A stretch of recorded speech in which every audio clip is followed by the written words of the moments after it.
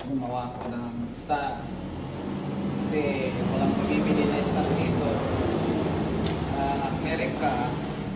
Kaya gumawa na ako.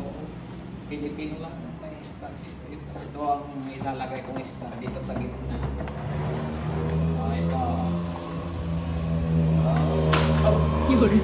Dito, ganyan. Yan, para maganda. Yun. Pakita ko mamaya pag matapos ko ito. Guys, ito na. Natapos na yung ginawa kong star. Diba? Ang ganda. Oh, Pinoy na Pinoy. Mas maganda pag gabi to kasi mas dark. Makikita mo yung liwanag niya talaga. Ang ganda. Ito, pag may dumadaan sa harap ng bahay, sabi nila, oh, Pinoy na Pinoy. Okay, Merry Christmas!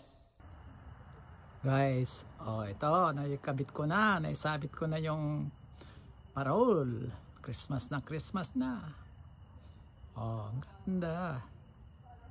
Merry Christmas! Maligayang Pasko!